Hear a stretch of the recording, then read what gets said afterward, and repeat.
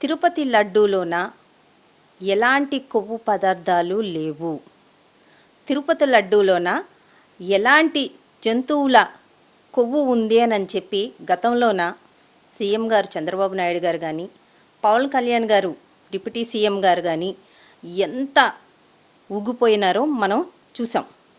ఈరోజు డైరెక్ట్గా సిబిఐఏ ఈ రకమైన నివేదిక ఇచ్చింది అని అంటే ఇప్పుడు చంద్రబాబు నాయుడు గారు కానీ, పవన్ కళ్యాణ్ గారు కానీ ఏం మాట్లాడతారు? ఈరోజు దీని మీద ఏం సమాధానం చెప్తారు పవన్ కళ్యాణ్ గారు, ముఖ్యంగా పవన్ కళ్యాణ్ గారు?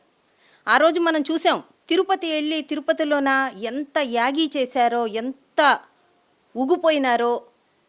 ఆ రోజు తిరుపతి కొండ మీదకి వెళ్ళి మళ్ళీ కిందకి దిగి ఒక డిక్లరేషన్ ఒకటి వచ్చి, ఏది నిన్న మన ప్రబుద్ధుడు ఉన్నాడు కదా అరవా శ్రీధరు, ఆ అరవా శ్రీధర్ గారిని పక్కనే పెట్టుకొని మన డిప్యూటీ సీఎం గారు ఎంత ఊగిపోయినారో, ఎలా డిక్లరేషన్ అక్కడ ఇచ్చినారో మనం చూసాం.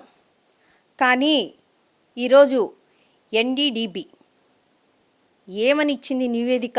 లడ్డూలోన ఎలాంటి జంతు కొవ్వులు కానీ, ఎలాంటి కొలెస్ట్రాల్ కానీ లేవు.